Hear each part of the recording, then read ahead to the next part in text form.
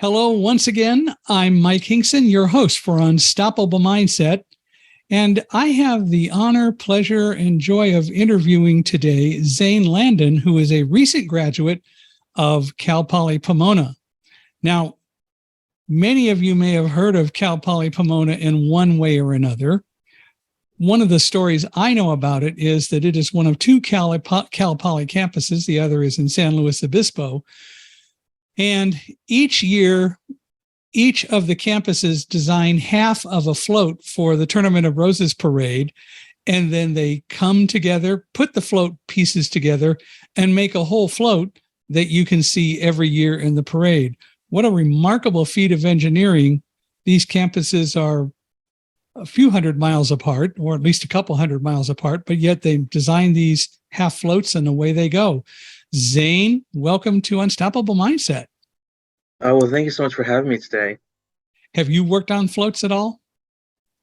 I worked on one Cal Poly Pomona float. Funny enough, I wasn't a student.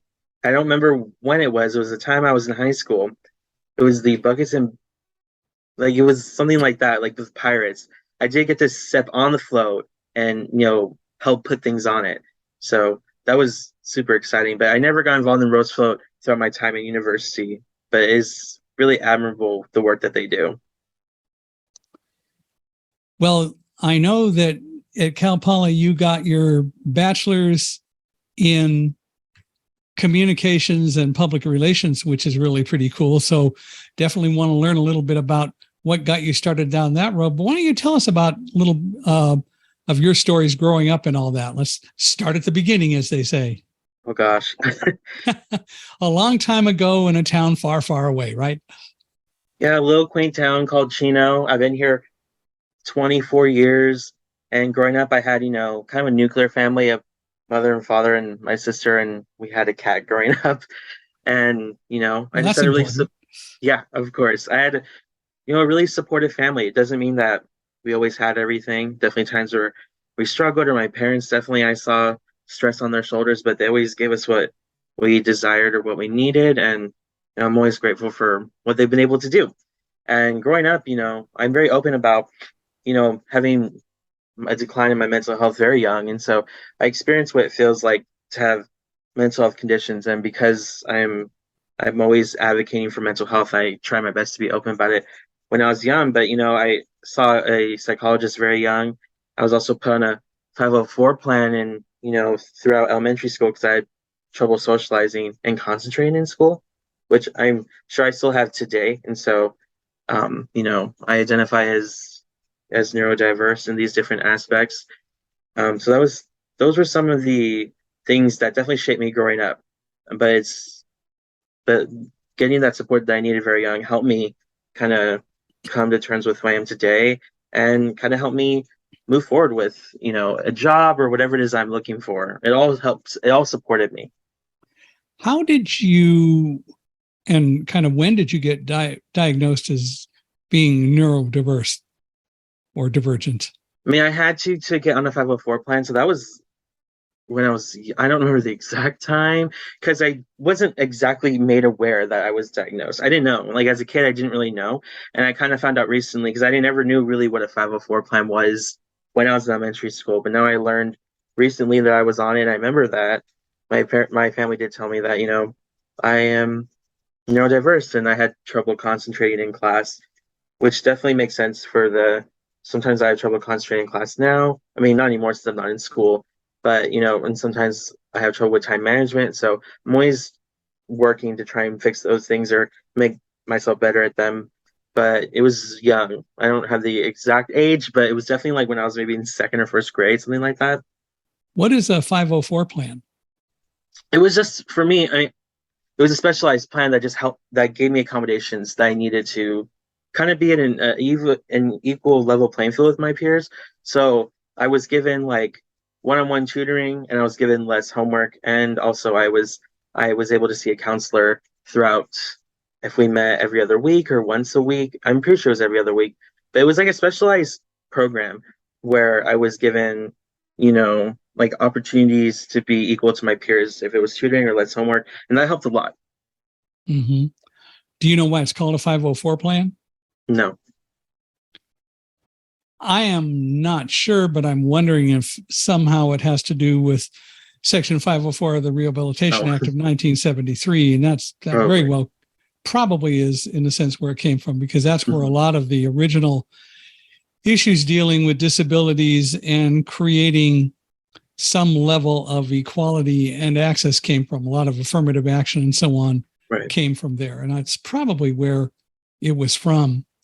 But you went to high school and you Mhm. had support. You had a good support system, it sounds like. Well, it was interesting. I actually did not was on I was on a 504 plan in high school. I was in elementary school, and then going to middle school and high school, I was not, and I still did okay. So I think I was lucky enough to get good enough resources in grammar school that were the building blocks for me to kind of succeed in middle and high school. I definitely still struggled in middle school, but I just, my mom helped me a lot in remembering what I was taught and how to, deal with time management and to actually set time aside to study. That helped a lot.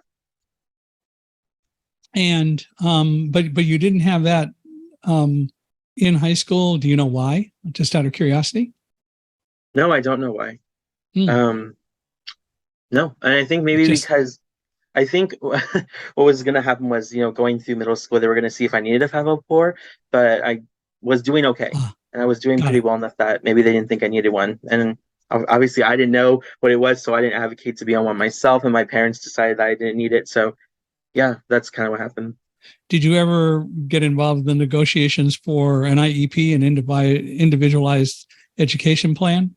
No, I never was on an IAP. Yeah. Okay. Well, but you went through high school and you Mhm. obviously survived it.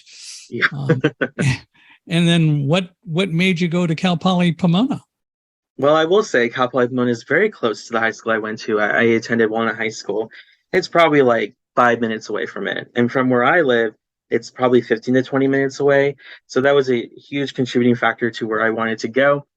And I wanted to attend a university that was very affordable.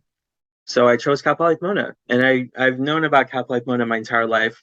If people know about the famous Pointy building, I remember going on the freeway and seeing that pointy building. I was always like, this is the weirdest building. What is that place? And I don't even remember asking as a kid, but I learned that it was Cal Poly, and it was just very nice to actually attend it.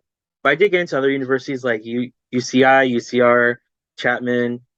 They're all expensive for one, and they were pretty far from where I was. So it would have been a longer commute, or I would have Yeah. lived there, but I wanted to help my family save money. And so I ended up attending Cal Poly Pomona, and it was a great experience. Why was it less expensive to go to Cal Poly than something like one of the UC campuses? Well, I'm pretty sure UC campuses are private, so that I think. But if not, they're No, just they're not private. They're part of the University of California. It's their state operated. But anyway, go ahead. so then they're not private. Never mind. I don't know. Yeah. I just They were more expensive. The tuition was a Interesting. lot higher. I don't know why, Oh, but they yeah. just were. I mean, a lot of Cal states are inexpensive, which I think is great. Especially for Yeah. So it's people like part of the me who, California state system, right, Cal Poly. and Yeah. yeah, all part of the CSUs, the 23 campuses. Of course, they're all going to be different. I don't know the tuitions for all Yeah. of them, but I like that the CSUs really are like equitable and they're like creating a lot more opportunities for, especially first gen students or people who come from underrepresented backgrounds or low income. And Yes. Cal Poly has been named many awards for helping people like migrate out of like lower class, middle class. That's like something they received like a couple years ago, which is really exciting. I always kind of remember the Cal State system. My brother went to Cal State Fullerton and I went to UC Irvine. Mhm. And as I heard explanations, I think the University California system is kind of higher oriented toward more research and things. And a lot of people told me that the whole California state system, as opposed to UC, was, while doing research and other things, also more teaching oriented, which was, I think, a good thing. I enjoyed UC Irvine, but if I couldn't have gotten there, it would have been interesting and fun to go to one of the Cal State systems. I grew up in Palmdale, so I did live at UC Irvine and thoroughly enjoyed it. Of course, when I went there, it was a long time ago. There were 2,700 students at the campus the first year I was there, so it was a great Wow. time to be there. Oh my gosh. Now universities are a little overpopulated. Yeah. Even at Cal Poly, there's 27,000 students. Yeah. So I think there are at least that many at UC Irvine. I don't know how many there yeah, are, but I've been back there a few times and it has grown a tremendous amount. And as you said, they're overpopulated and growing. But yeah. there's And I nothing have, like, go ahead. oh, sorry, I was going to say, and I have heard what you said. I didn't know that CSU was teaching oriented, but I did know that, the UCs were very heavy research oriented. But there's nothing like college life. Yeah. And you obviously sound like you enjoyed it and so on. What made you choose to decide to go into communications and public relations as kind of a field and get a degree in that? Yeah, it's a good question because there's a journey with that. I started off, Cal Poly has a really interesting major called Science, Technology, and Society. I'm pretty sure it was started in the 70s at Stanford. I'm pretty sure. And it really is this kind of multidisciplinary look at science, ethics, and STEM. It was interesting. And I was really looking into going into some sort of policy career. And the major itself kind of propelled you to kind of go into a science technology policy kind of position. It was always hard to find positions like that, or internships. So it was always difficult. So I was kind of just looking for general, positions or internships where I could work on policy or legislation, but I never really landed a position doing that. And I think it was going into my fourth year, the year of my third year, I was president of the College of Education and Integrative Studies Council, and they're they're designed to oversee the clubs in the college, and I wanted to better the communications between the organization and the college. So I worked with the communication specialist at the college, and her name is Ashley Jones. And she also mentioned that she was looking for a intern, like communications intern. And I had different internships from different organizations, but I never had an internship based all around communications. And I had no idea what that meant or what that looked like. So it was very, it was only 2, 3 hours a week. It wasn't a huge commitment. So I was like, why not? And I really enjoyed working with her. So I decided to. And a lot of the stuff that I was working on, it was very similar to what I was already doing in my extracurricular activities.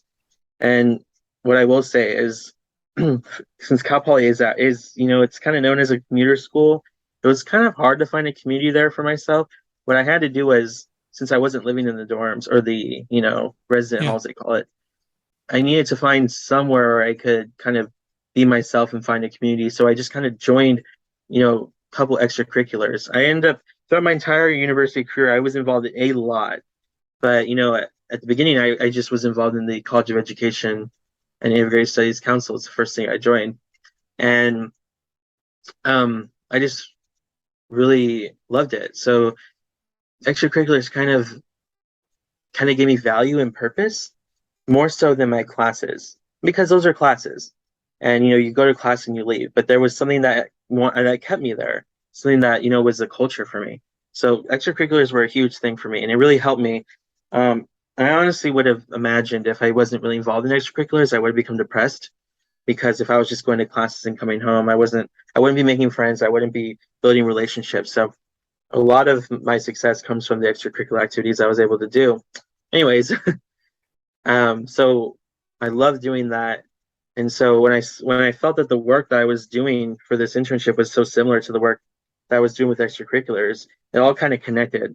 And I talked to her about, what does a career in communications look like?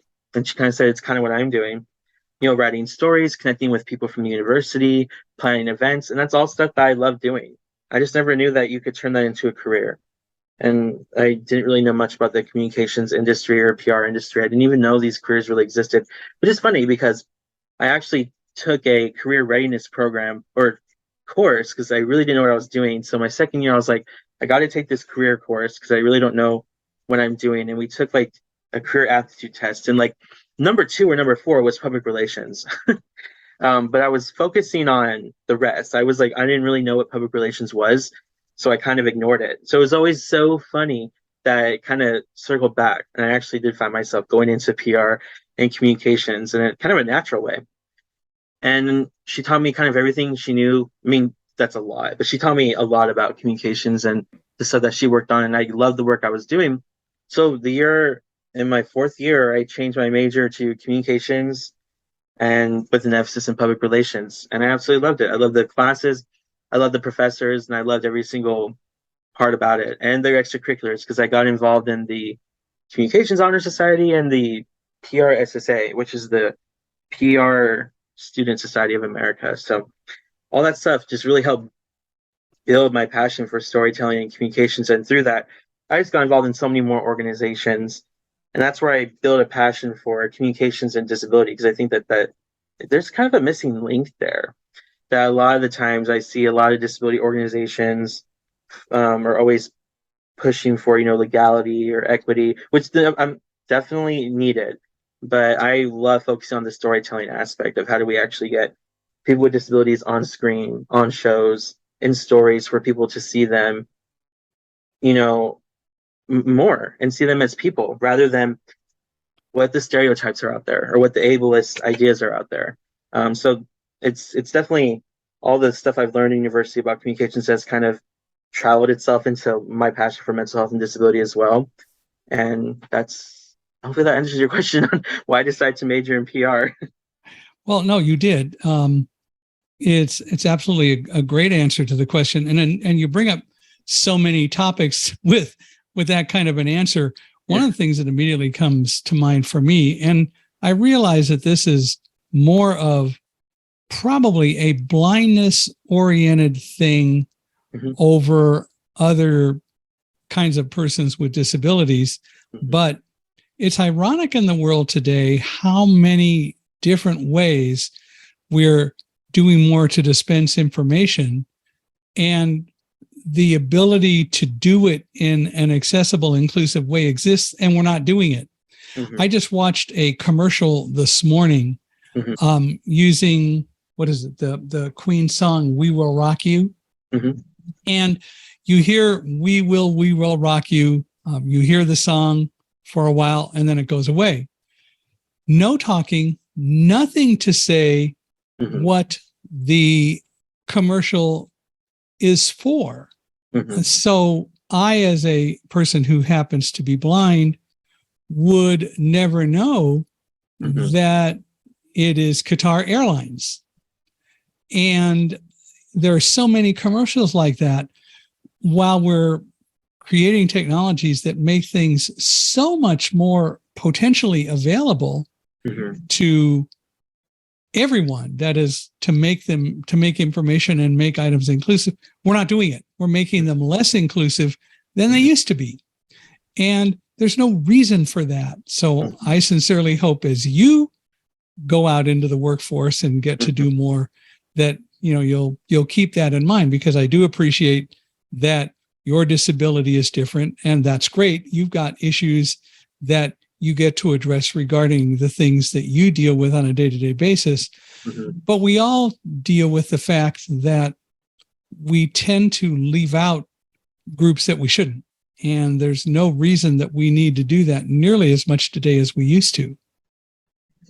I agree. And I identify as an advocate, so I'm always advocating because I'm not an accessibility specialist. I do not know much about it, but I will be in spaces where we need it.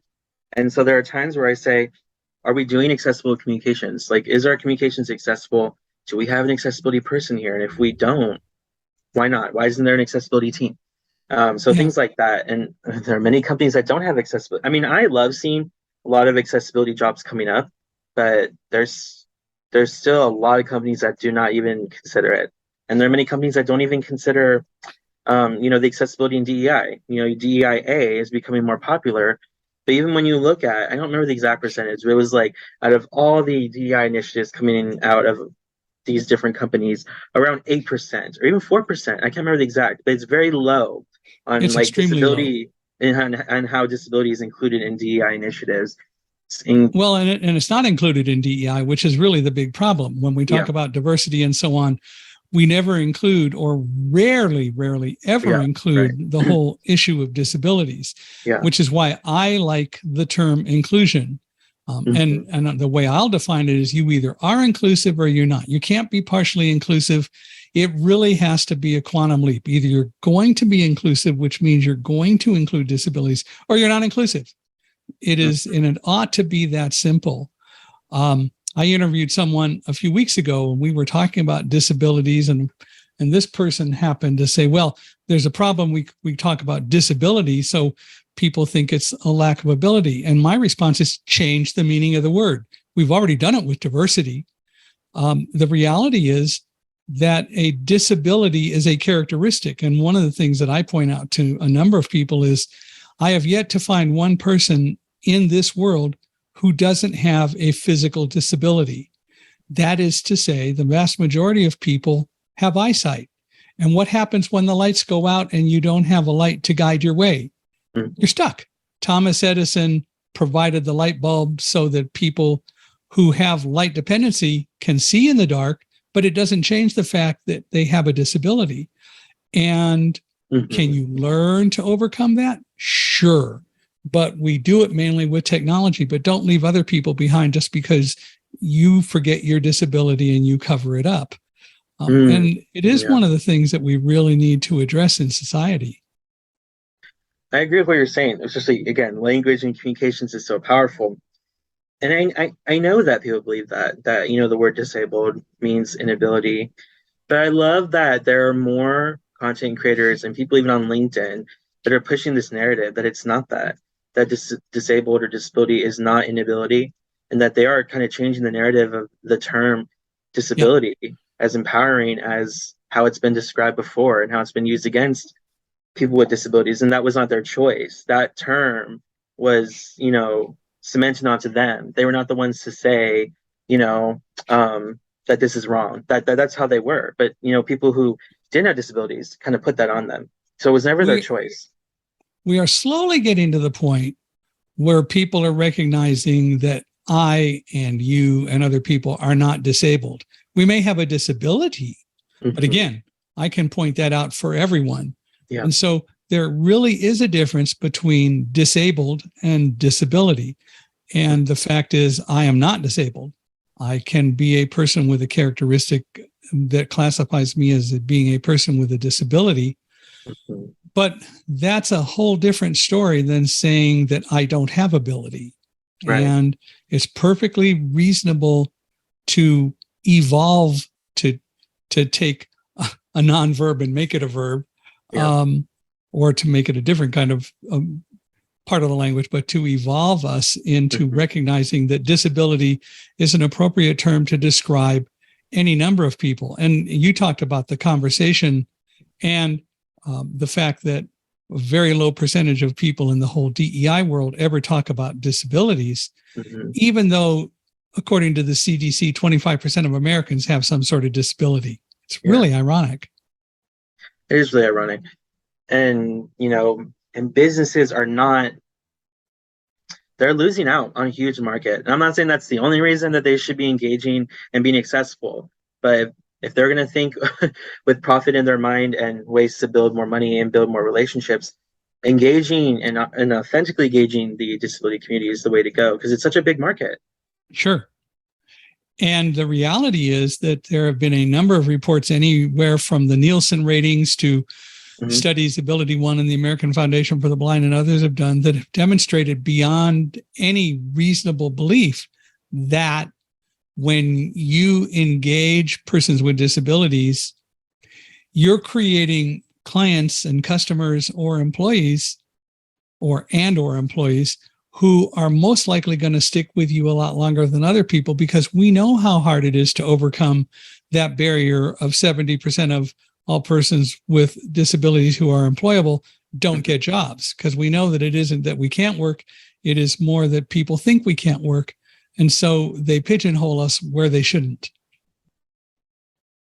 Yeah, no, interesting. And for me, when it's hard because there's not very many companies doing it. But when I see a company that is actually celebrating or making things accessible, I know that they're doing a good job elsewhere, because disability is sometimes the most minoritized group, where you said there's 25%, but they're treated as like it's there's 0.1% of them in the population when it's a huge community. So when I see a company actually doing the work and authentically representing people with disabilities, it's safe to say they're doing good elsewhere. But you definitely want to make sure. But that to me is when I see that is a good sign in a company that they're doing things right for DEI.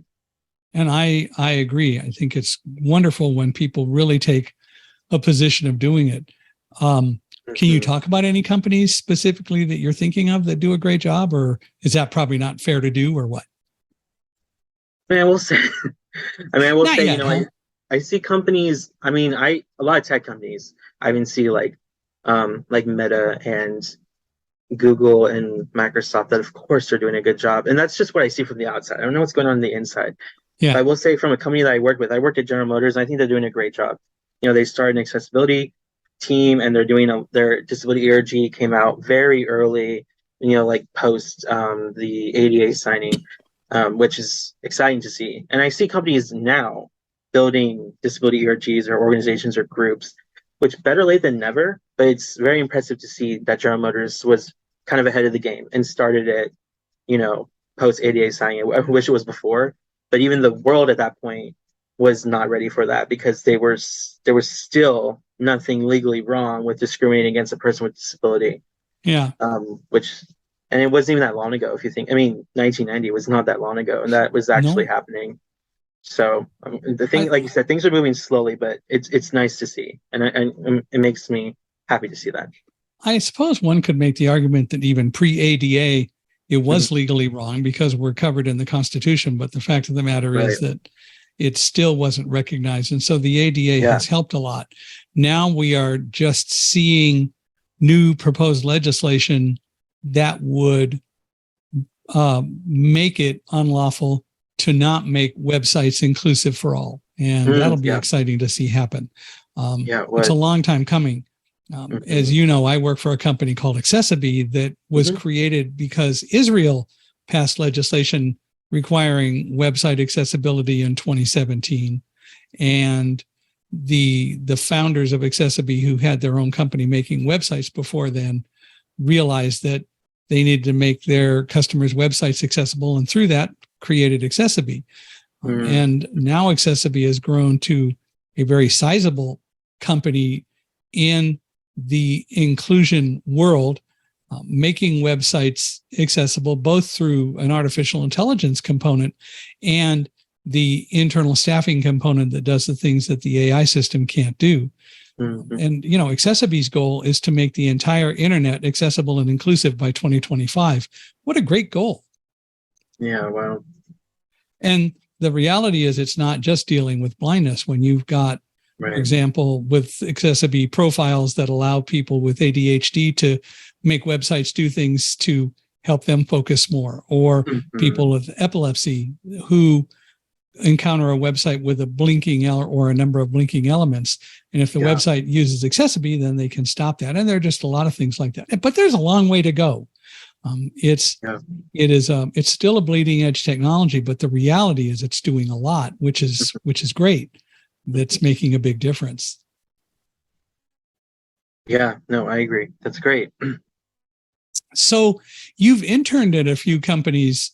Did you do that while you were still in college, or was that after college, or what? No, it was while I was still in college. I did some of my favorite internships I've done were I did one at General Motors doing GM brand communications, and that was super exciting. That was in the summer of 2021, so last summer. That was really my first internship at the traditional corporate America, because I've never done one like that. A lot of my internships were at nonprofits or small businesses, so I had no idea what it was going to be like interning at a big company like that, and it was virtual. So there's so many different moving pieces happening. But I was really engaged, and the team I was on, I'm forever grateful for it, because they really gave me meaningful work. They really had a good direction for me, and they helped me identify my goals. And since I've done a lot of internships, I know when that is a good thing and when that doesn't happen, because that's happened many times where I wasn't given that support, and also times where I did internships where there really was no purpose for the internship. It was there to just kind of do the work that the person can't do. Which is, if that's really your goal, then I guess that's fine, but not really. But you really want to like authentically engage your interns, like with meaningful work that they're really going to benefit from. And sometimes they're going to be doing mundane tasks. That's okay. That's going to be expected. But are there projects that the organization's working on that you can bring them on in? Because I think interns actually offer a powerful voice that sometimes I don't think organizations tap into. That when you're working on a company, that's all you see is that company. You're not seeing it from the outside. You're not seeing it anymore like that because you're in the culture and the company. But when you have an intern that's coming for a couple months, leverage them as a consultant, leverage them as a third party voice, because they definitely bring a good perspective. Usually they're young, or maybe they're older, but sometimes usually when they're young, they just they bring a whole perspective. And sometimes you may not be getting a youth perspective if your company is, for one, not diverse with age groups. And also you want to know what young people are thinking about, especially when you want to market your product or whatever it is that you're trying to build on your organization. Definitely leverage intern voices because I think they're really prominent, and sometimes they're not leveraged enough as they could be. So luckily I did an internship with that, and I did an internship I did for fall and spring and summer. I did an internship at NASA, so that was super exciting, and that was NASA JPL, so Jet Propulsion Laboratory. Mm. I didn't get to work on the campus because it's really nice, and it's apparently bigger than Disneyland. Yeah. But I got to go to the campus a couple times just to like receive a badge or for different things I needed to do. But I never worked on the campus. It was completely remote. But I got to work on just so many different cool projects that had to do with astrophysics and exoplanets, which if you told me a year before that I would be doing that, I wouldn't believe you. So it was interesting the places I landed, and people forget that every organization needs communication. So whatever you're passionate about, you can find it. If you're passionate about hobbies or even chess or something, there's organizations out there that definitely need PR people to market whatever it is that they're working on. So it was Didn't a get, go ahead. oh sorry, I was gonna finish. I love that, and then I love the GM internship so much. I asked to come back, and so I did one internship post grad. So I graduated in May of 2022, and then in June to August, I did an internship at GM. This time doing DEI communications, which was exciting because I'd never done it before, and it was great to see that they were engaging the accessibility team and looking at how they can embed accessibility into their communications. So that was really, and it was nice to be kind of a not the big voice, but I was a voice for that, and that actually impressed me the most because sometimes I feel like sometimes when you have a disability or you're a disability advocate, sometimes you can feel like you're alone in the room, and sometimes it's awkward to bring it up. It's like, oh, here we go. They know I'm going to bring it up. Hopefully, they're not annoyed that, oh, here they go bringing up disability again. Mhm. Sometimes I have gotten that reaction from some people, not at these companies, but other places. Mhm. I have received that reaction, that kind of feedback. And so it was really exciting that they were bringing up disability conferences to attend. They were talking about how do we celebrate Disability Pride Month. And I was like, whoa, I'm not even saying anything. And I'm used to being the person to say something. And so it was actually so exciting to see that the team was like really pushing the boundaries. And I was like, it was nice that I didn't have to carry that burden, if that makes sense. And I'm not saying it's a burden to be an advocate, but sometimes it can feel that way when you're always the one having to push something, when you're in a space where maybe it's not recognized like you wish it would be. Yeah. And it can be a challenge if Mm-hmm. people aren't listening or don't want to hear Yeah. it.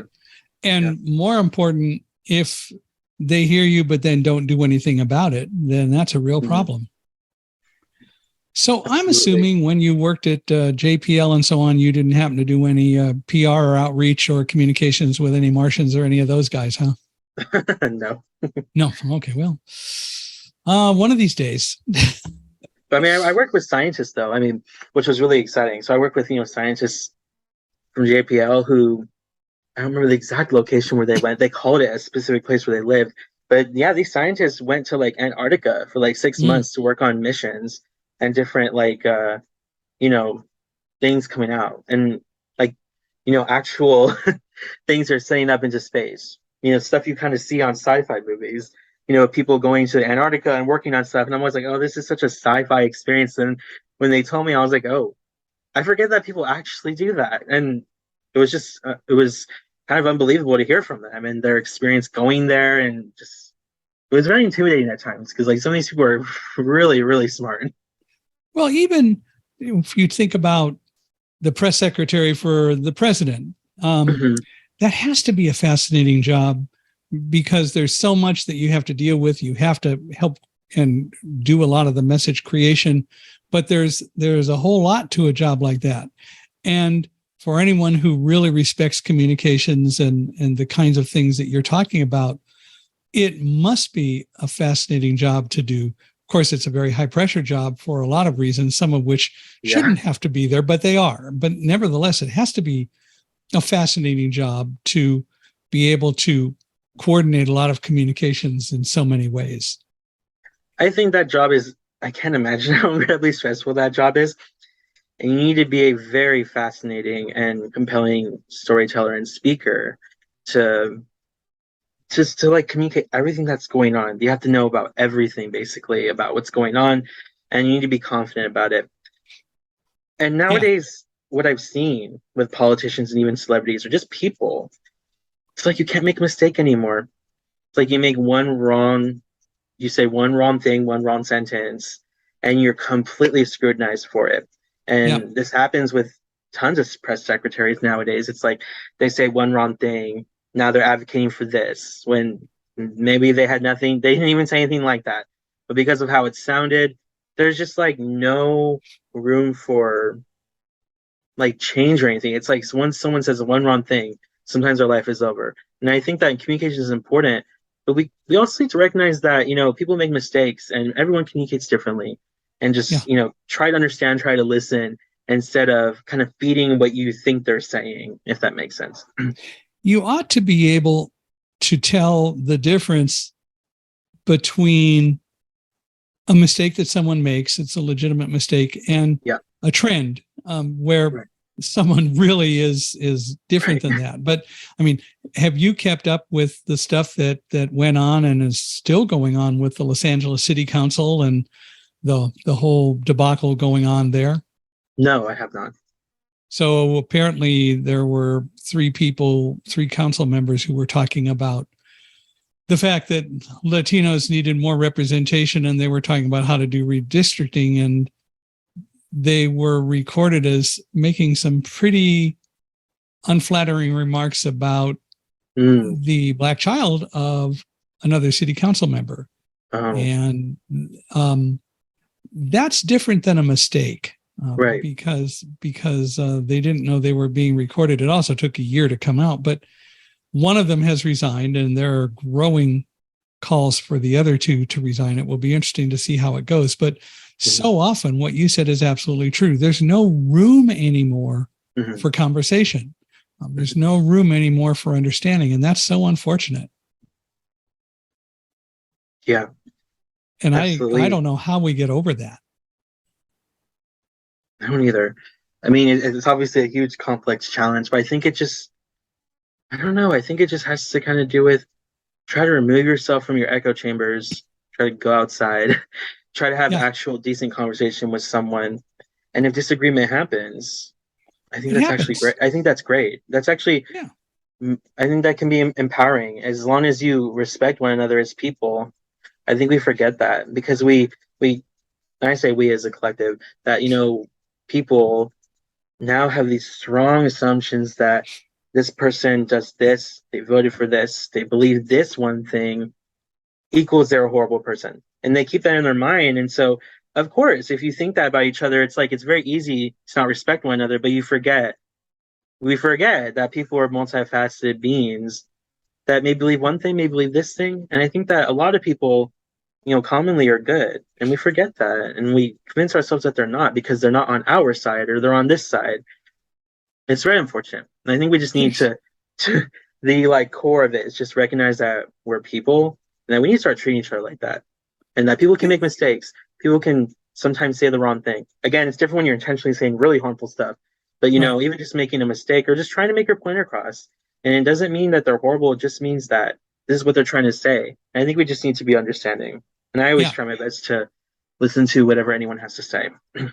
And that's important to be able to do. Again, that's the whole concept of the art of conversation, which is pretty important that we do need to do more with. Yeah. Well, you have said that you identify as Hispanic, queer, and Mhm. you have a disability. We've talked about your disability and so on. Yeah.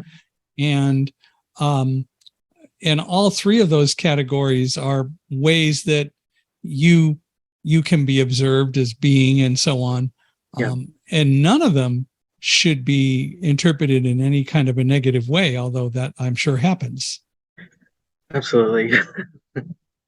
So, it is still one of the things that all too often we have to deal with, which goes back to the whole concept of we're way less tolerant than we really ought to be. Hmm. And we need to become a little bit more open in our mindsets to dealing with that stuff. And I hope we get there.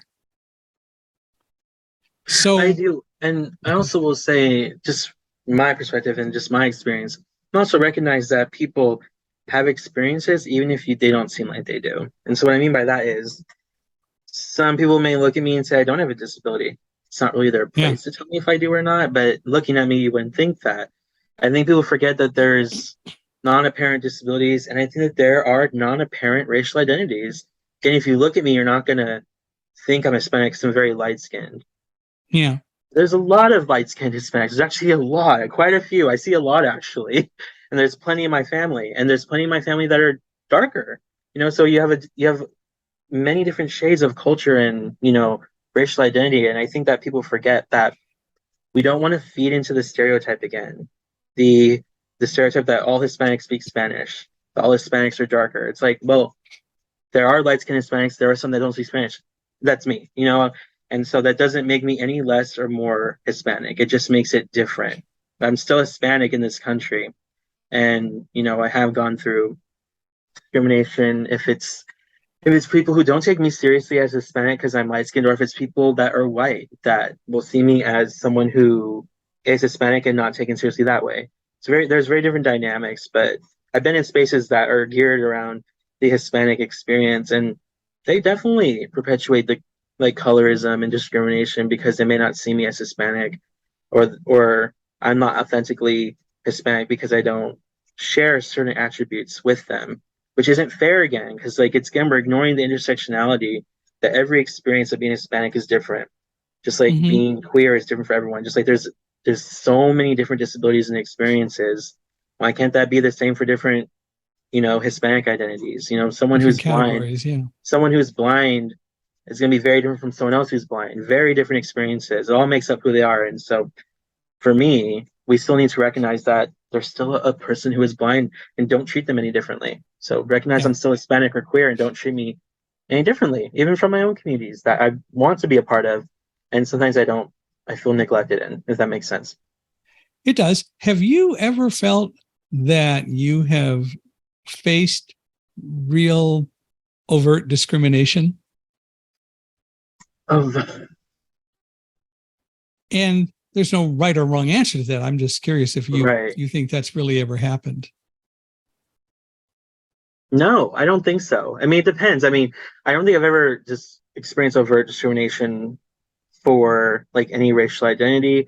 I have been assumed to have certain identities that I don't have. That's not definitely discrimination, but making the assumption is kind of wrong.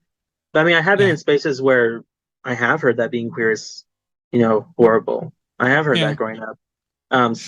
But it was never aimed at me. So I wouldn't say it's overt discrimination against me, but I have heard overt discrimination against groups, and it has definitely impacted how I feel about myself and how I've navigated having those identities. Probably if you faced any, it was misconceptions regarding the the neurodiverse disability. Yeah, Um, that's too. and like with anything, it's all about prejudice. It's really all about a lack of education and understanding, Mm-hmm. No, absolutely. which we have to deal with.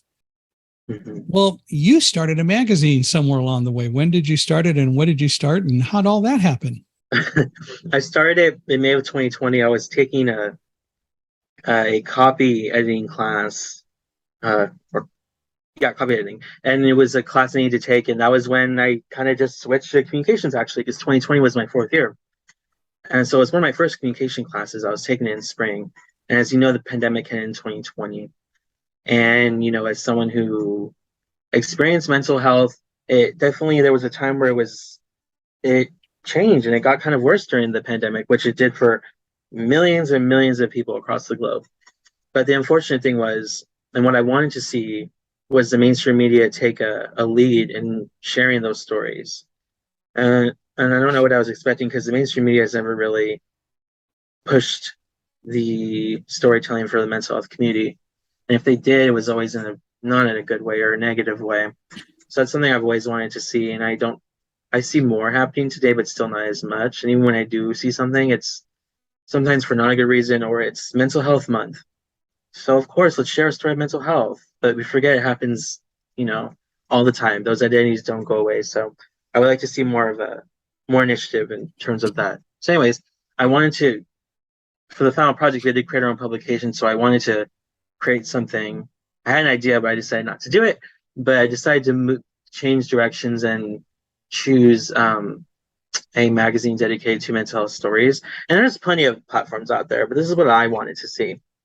And I wanted it to be based on positivity and strengths and optimism, because sometimes when you hear about mental health, you think of the negative, that, this is what they're lacking, this is what's wrong with them, this is why they're depressed, instead of, kind of celebrating what their experiences are and showing that just because you have a mental health condition doesn't mean it's the end of the world. Because I feel like sometimes mental health is painted so negatively in the media that when you think of mental health, you think of these extreme things. It's like, oh, I would never want, mental health is so extreme, I don't want to be around that. And it's like, it's not. You're forgetting that it's a regular experience, actually. And there are TV shows that have portrayed it in a good way. One of my favorite shows growing up was Degrassi. And, they had teens in the show experience mental health conditions, and they're still regular teens going through life. And they're not, what we see in the media, very extreme. And I think that you need those stories. You definitely need the stories of, this is what untreated mental illness could lead to, this extreme. But then you also remember that it's not all like that, and there are people with mental health conditions that just have this regular experience. And for some it's worse, and for some it's not as bad. But they all need to be taken very seriously. And so I started because I wanted to see the mainstream media do that. And I'm really hoping they do one day. And I would really love to see a mental health segment on a news channel. I don't care which one it is. But if it's on Fox News or at CNN or MSNBC or ABC, whatever it is, it'd be cool if they had just like maybe a half an hour or an hour segment just on mental health news. And they're sharing stories of mental health and awareness and bringing on guests to talk about it.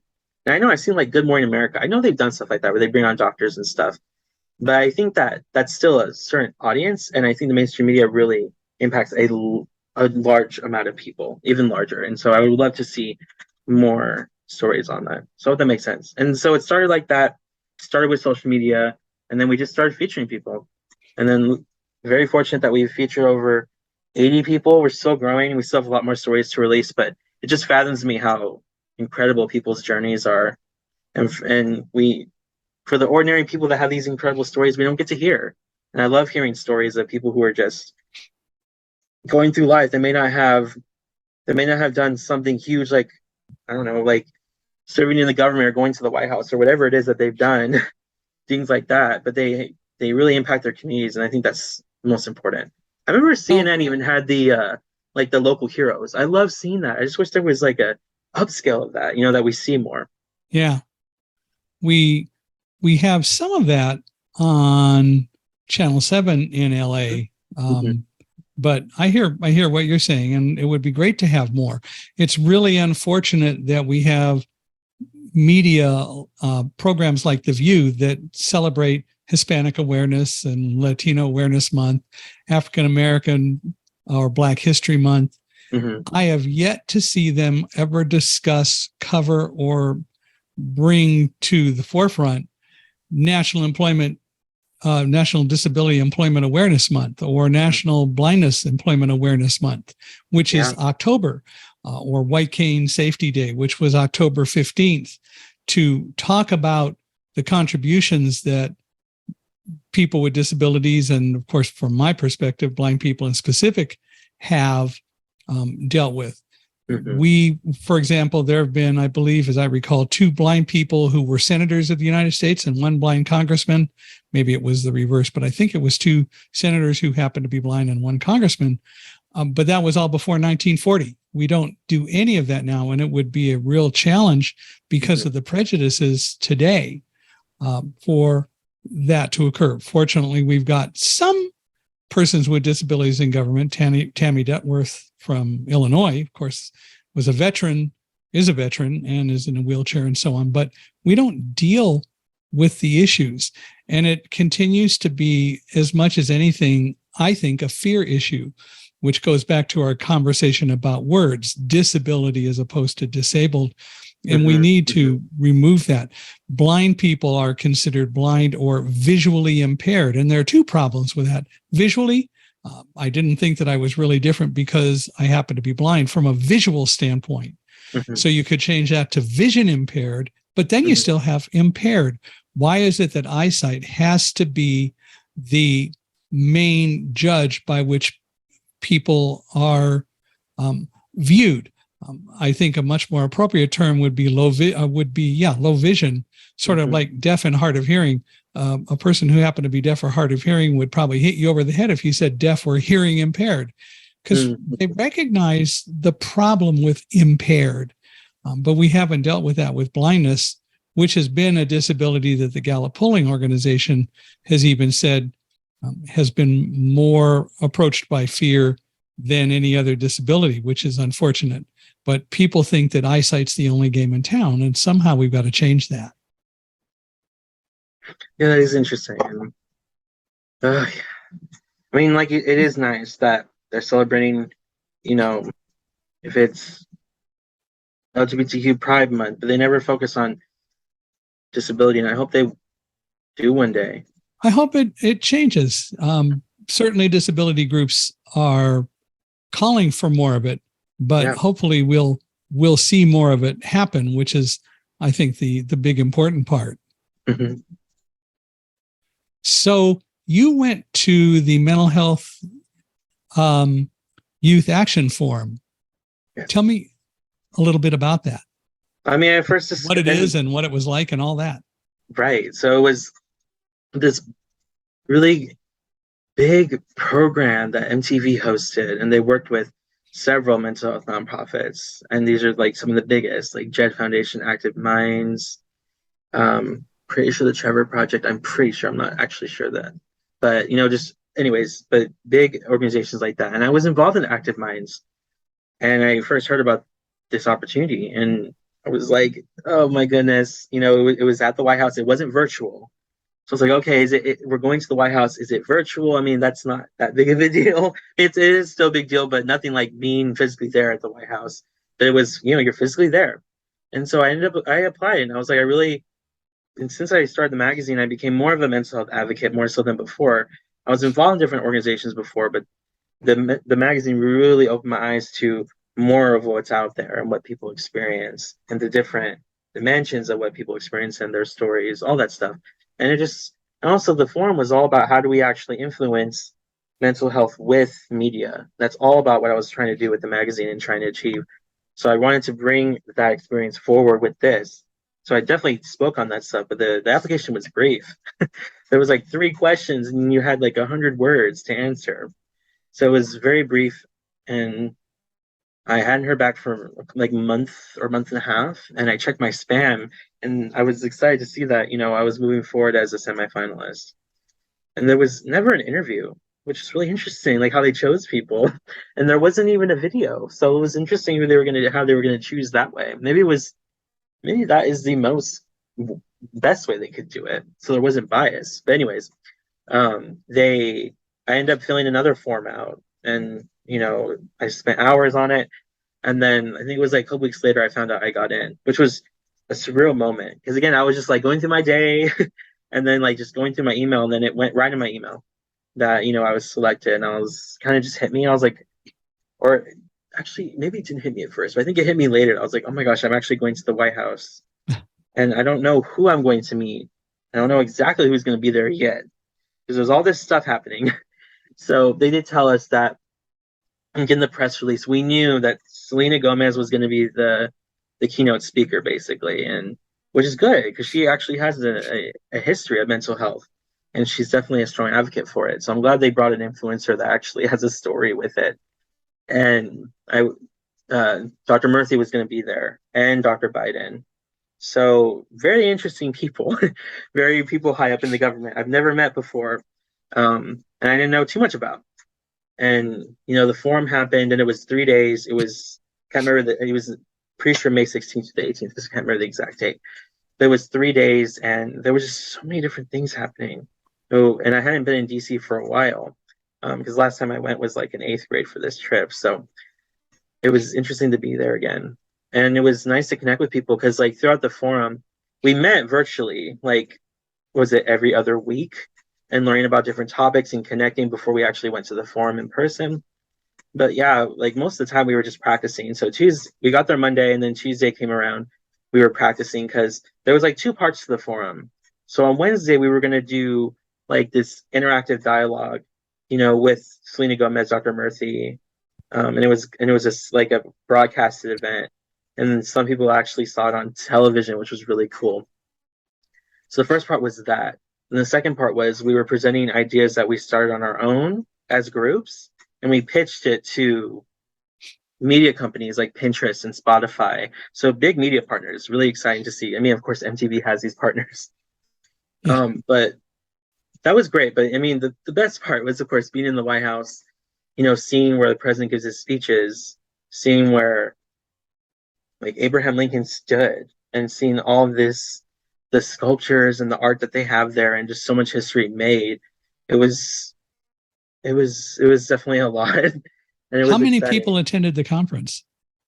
It was only 30. I mean, okay, wait. So the event were 30 advocates, us. We were on stage, but people in the audience, there was probably like 100 people. And it was, I think, people from like very, walks of life, very different levels of government, the places of advocacy. And I did see people with disabilities there. And I was like, yes, like I'm excited to actually see people here excited about mental health, and also bring in the aspects of disability as well. Because they definitely correlate and all intersect. And yeah, so after the event, I wasn't chosen as a speaker because there was 30 of us. We were not all going to speak. That would be too much. They chose 6 speakers. It was still great to be on that stage and just hear their stories and know that there was a lot of people watching at the time. And it was exciting to walk in the doors. So right before the event started and we walked to our seats, like people were clapping, and it was just exciting. It was like, this is probably the only time I'm going to experience like paparazzi. But it was fun. It was a great experience, and I learned a lot. And after the event, we were like kind of like waiting in the blue room where we were before, and President Biden did show up. He just kind of showed up randomly, and I don't think he was supposed to be there because even the MTV people were kind of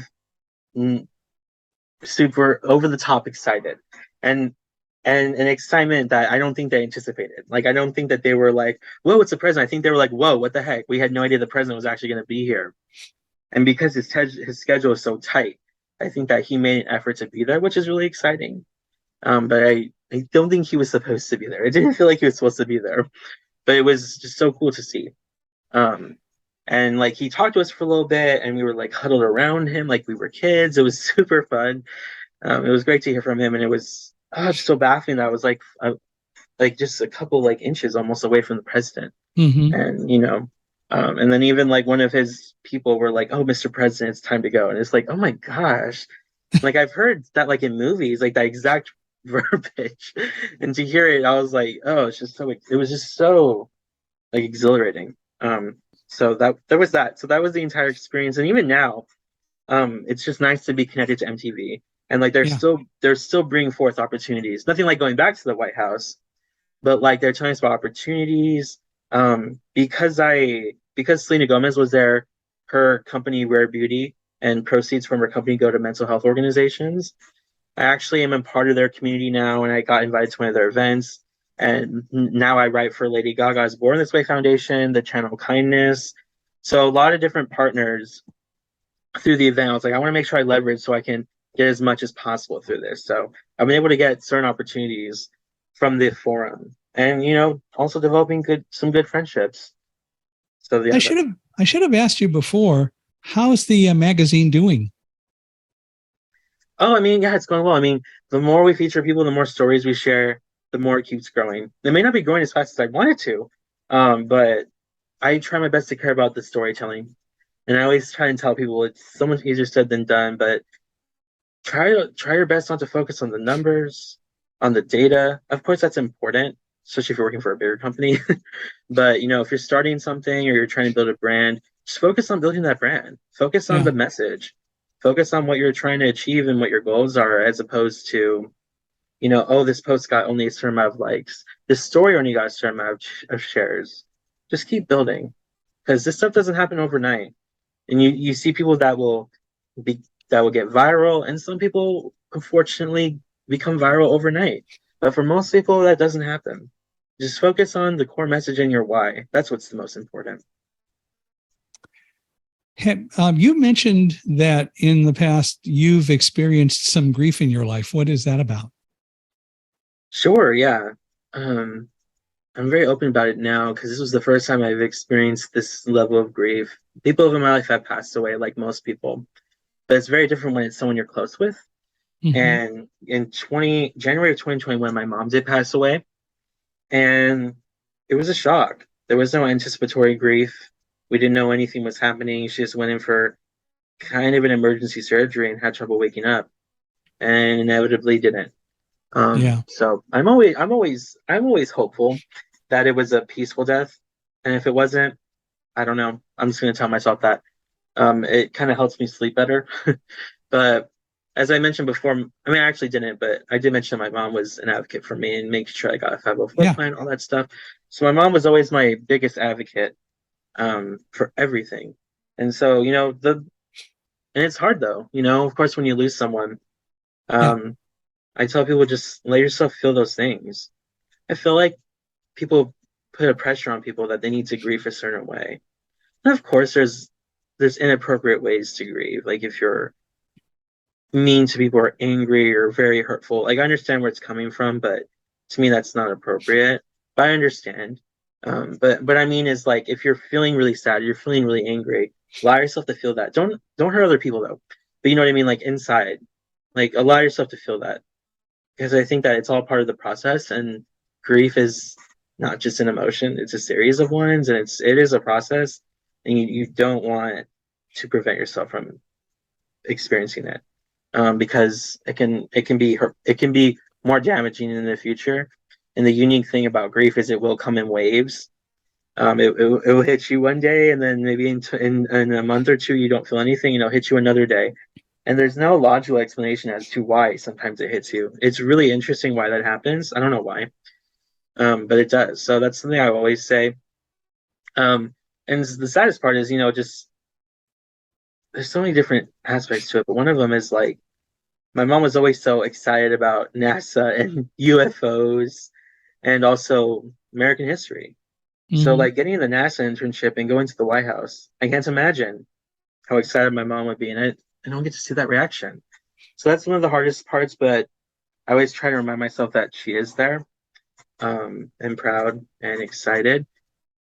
And then another hard part about grieving is the dreams, actually. I never hear people talk about it, but I think dreams are one of the hardest parts about grieving, because you're kind of in a place where maybe you're not thinking about them, or you are accepting that they are gone, but then you have a dream that's so lucid or powerful, and it felt so real. And then you question, it's kind of hard. It's like you kind of went back, you kind of reverted in a way. And it's hard when you have to wake up from those dreams. And I had one recently like that, where it felt so real. But I think when those things happen, this is getting to some spiritualness. But I think when that happens, I think that's when they're closest to you. Yeah. And people can disagree with that, but I believe that. When you think about them, or when they come in your mind when you least expect it, I think that's when they're closest and when you need them the most. Speaking from personal experience, having lost both parents, and my mother somewhat the same way as yours, that is, she had some surgery and Mm. she she actually came through the surgery, but then had a stroke and a heart attack at the same time, like within hours, and passed away a couple of days later in the hospital. But ultimately the real issue is that you have all the memories, the lifetime of memories with your mother or with anyone who you lose like that you get to have and share, or not, but you get to have them, which is always a positive thing. And I think you're right. When you have those vivid dreams, that's when they're closer or telling you something. And I think there's a lot of merit to that. But the bottom line is that the grief kind of may never actually go away, but the grief can turn into more of a feeling of, I really value all that you taught me, and I'm going to move forward rather than just living in the past. And the moving forward is what my parents, and I am sure your mom, would want you to do anyway. And so that's a good thing as you move forward that you'll be able to do. You're going to have your own adventures, and in their way, they'll share them, and you'll find other people to share them with. But you've always got a lifetime of memories. Yeah, and I think with death, we think of the negative, but we have to remind ourselves of the funny, the humorous, the good times, because those exist, and sometimes it's easy to forget that they did. But I feel for people, though. I feel for people because I was lucky that I had a good relationship with my mom, and we were in a good place too. Yeah. But I feel for people who weren't, that don't have that. They may carry guilt, and they may carry why didn't I spend more time with them? And I feel bad because it's hard to move forward from that, and I don't have any like any reaction to that because I wouldn't know what to do. But I think when you grieve, you have to reevaluate yourself and your relationship with them. And for me, it's just, even though it's gone, the relationship's not gone. But even though the physical is gone, the relationship is even stronger from it. Because like you said, you remind yourself of what they taught you, and you're grateful for it. So what's next for you? What's in the future for you? I mean, I did get a job recently. I won't share where just yet because it's not public. I haven't even fully accepted, but I did get a job that's going to be completely out of state, completely away from here. So I won't be a Californian. You'll always be a Californian. Oh yeah, definitely at heart. At heart, I will be. But physically, I will actually be in Washington, D.C. So funny enough, I was there for the forum, and I'm going to be there again. So you go. It's exciting that it all came together. But it's doing internal communications, and I'm really looking forward to it. And that's what's next for me. And that's kind of the big thing that's happening. That is really exciting, and we're looking forward to hearing good things from you. And I will tell you right now, in front of everyone listening, please keep in touch and let us know how it's all going. And if you want to come back on the podcast and chat some more, we would love that. But if people want to reach out to you or learn about the magazine and all those things, what are ways that people can approach you or contact you? Absolutely. If you want to learn more, I'm super active on LinkedIn. So it's just my full name, Zane Landin. You can find me on there, or you can find me on LinkedIn. Spell it all out. You can find me on LinkedIn. You can find me on Instagram. So you can find me I'm active on both of those platforms. So if you are interested in the magazine, definitely reach out. Spell Zane Landin if you would. Sure. ZaneLandin. And is there a website for the magazine? Yeah, I mean, the magazine's called PositiveVibes magazine. So the website is positivevibesmag.com. And that's also the handle for the Instagram. Perfect. Well, Zane, this has absolutely been enjoyable. I promised that we would do this in an hour, but we also passed the test of, was this a really interesting conversation, since it's now been an hour and 10 minutes? Well, an hour and 9 minutes, but by the time we're done, an hour and 10 minutes. And I value very much the time that we had a chance to spend. I hope everyone listening did as well. We'd love to hear from you out there. Please reach out to Zane, and please reach out to me. I'd love to hear from you. Love to hear your thoughts. I will, of course, ask if you would give us a 5-star rating wherever you're listening to this podcast.